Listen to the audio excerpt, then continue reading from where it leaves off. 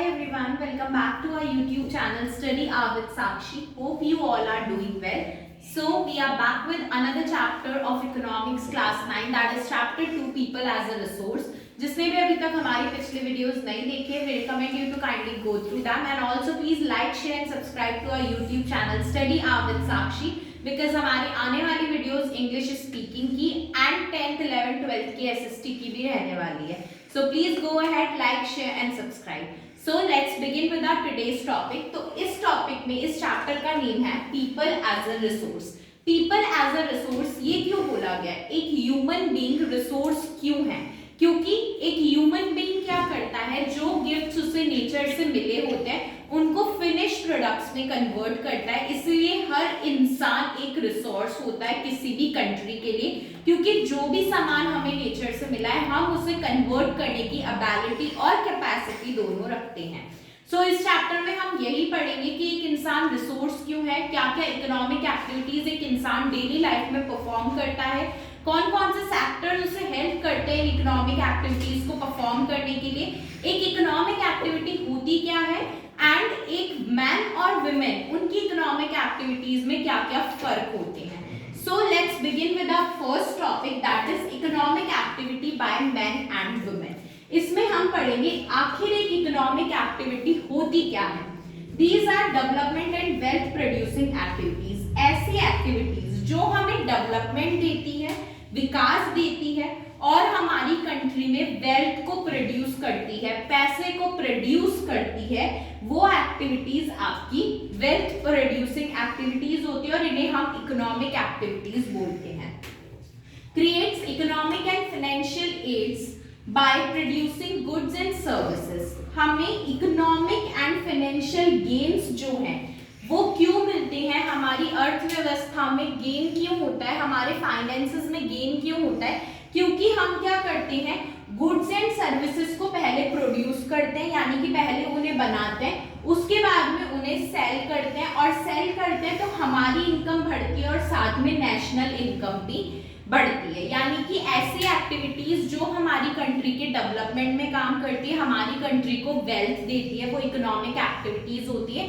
In economic activities में हम goods and services को प्रोड्यूस करते हैं, उन्हें मार्केट्स में सेल करते हैं जिससे हमारे पास पैसा आता है और नेशन के पास भी यही सोर्स होता है इनकम का, तो ये नेशनल इनकम की भी सोर्स होती है. देन अब हम पढ़ेंगे सेक्टर्स अंडर इकोनॉमिक एक्टिविटीज. ऐसे कौन से सेक्टर्स हैं जो इकोनॉमिक एक्टिविटीज को परफॉर्म करने में हमारी मदद करते हैं. पहला है इसमें प्राइमरी सेक्टर.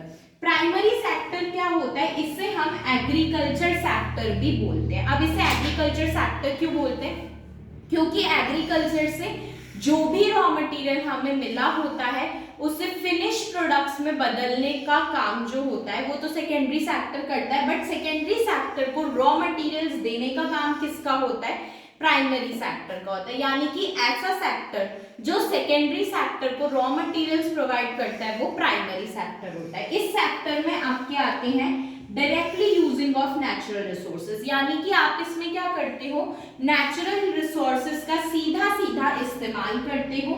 इस सेक्टर में आपका एग्रीकल्चर इंक्लूडेड होता है, फॉरेस्ट्री इंक्लूडेड होता है, एनिमल हस्बेंड्री इंक्लूडेड होता है, फिशिंग, पोल्ट्री फार्मिंग, माइनिंग और क्वेरिंग भी इसी सेक्टर का पार्ट होते हैं. यानी कि ऐसा सेक्टर जो नेचर से रिलेटेड है, जो नेचर से डायरेक्टली कनेक्टेड है, वो आपका प्राइमरी सेक्टर होता है. ये आपके सेकेंडरी सेक्टर को एक रॉ मटेरियल प्रोवाइड करता है ताकि वो इससे फिनिश प्रोडक्ट्स बना सके. सेकेंडरी सेक्टर क्या होता है, इससे हम मैन्युफैक्चरिंग सेक्टर भी बोलते हैं. मैन्युफैक्चरिंग सेक्टर मतलब वो सेक्टर जो रॉ मटेरियल लेकर उससे क्या बनाता है, फिनिश प्रोडक्ट बनाता है, वो आपका होता है मैन्युफैक्चरिंग सेक्टर. इसमें गुड्स की मैन्युफैक्चरिंग होती है. इसका एक सबसे अच्छा एग्जांपल है कॉटन से कॉटन का क्लॉथ बनाना.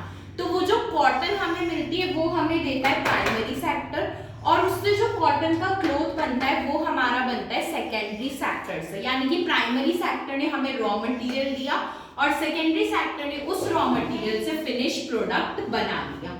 थर्ड है आपका टर्शियरी सेक्टर. टर्शियरी सेक्टर कौन सा सेक्टर होता है, ऐसा सेक्टर जो सर्विस प्रोवाइड करता है। किसको सर्विस प्रोवाइड करता है? प्राइमरी और सेकेंडरी सेक्टर को सर्विस प्रोवाइड करता है, इनको हेल्प और सपोर्ट प्रोवाइड करता है। वो आपका टर्शियरी सेक्टर होता है, इसमें ट्रेड, ट्रांसपोर्ट, बैंकिंग और कम्युनिकेशन जैसी सुविधाएं आती है। जैसे किसी किसान को रॉ मटेरियल खरीदने के लिए लोन चाहिए, वो कहाँ जाएगा? बैंक के पास जाएगा। तो बैंक क्या है?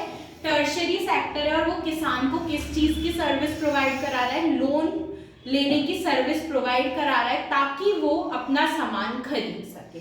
तो प्राइमरी सेक्टर रॉ मटेरियल से कंसर्न्ड होता है, सेकेंडरी सेक्टर आपका मैन्युफैक्चरिंग सेक्टर होता है जिसमें गुड्स एंड सर्विसेज मैन्युफैक्चर होते हैं, टर्शियरी सेक्टर आपका सर्विस सेक्टर होता है जो प्राइमरी और सेकेंडरी सेक्टर को सर्विसेज प्रोवाइड कराता है।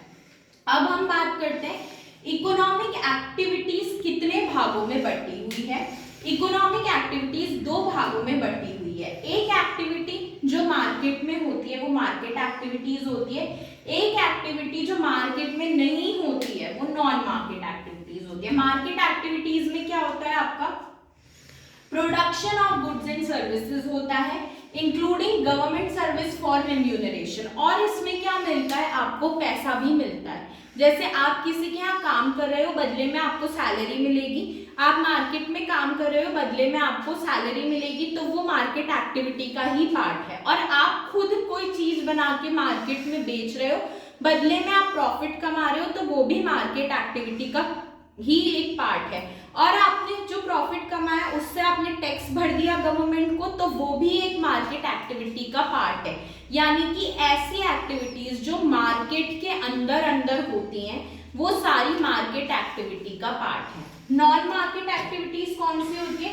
नॉन मार्केट एक्टिविटीज में आपके production of goods and services तो होते हैं, लेकिन सेल्फ कंजम्पशन के लिए। किसी किसान ने क्रॉप्स तो उगाए लेकिन खुद की फैमिली के खाने के लिए उगाए, तो उसने मार्केट में तो कुछ नहीं बेचा, तो ये क्या है? नॉन मार्केट एक्टिविटी है। मार्केट एक्टिविटी तब होती जब वो क्रॉप्स उगाता, मार्केट में बेचता और प्रॉफिट कमाता। तो मार्केट एक्टिविटीज मार्केट में बेचने से लेकर प्रॉफिट कमाने तक है, और नॉन मार्केट एक्टिविटीज वो होती है जो हम अपने कंजम्पशन के लिए करते हैं। अब work performed under economic activity, जो इकोनॉमिक एक्टिविटी के अंडर वर्क आता है उसके बारे में पढ़ते हैं। Huge difference between economic activity perform by man and women. यहाँ पर एक बहुत बड़ा अंतर है मैन और वुमेन की इकोनॉमिक जो एक्टिविटीज है उनको परफॉर्म करने में। क्यों अंतर है यहाँ पर? Women look after domestic work and man work in field. Women क्या करती है? घर का काम करती है, और मैन जो होते हैं वो बाहर का काम करते हैं। लेकिन मैन जो काम करते हैं उसके लिए उन्हें पेड होते हैं, वो उन्हें पैसे दिए जाते हैं। लेकिन वुमेन जो काम करती है उसके लिए वो कभी भी पेड नहीं होती है, उन्हें कोई भी पैसा नहीं दिया जाता। यानी कि आज भी हमारी सोसाइटी में मैन जो काम करते हैं वो पेड होता है, और वुमेन जो काम करती है वो अनपेड होता है। तो इसी के साथ हमने आज कवर की इकोनॉमिक एक्टिविटीज, सेक्टर्स और टाइप ऑफ मार्केट एक्टिविटीज, और किन कंडीशंस में अभी इकोनॉमिक एक्टिविटीज चल रही है। हमारे नेक्स्ट पार्ट इस चैप्टर के जल्दी आएंगे। Please go ahead and watch this. Also please like, share and subscribe to our channel, ताकि आपको इसी तरह की वीडियोस देखने को मिलती रहे। Thank you so much, bye bye.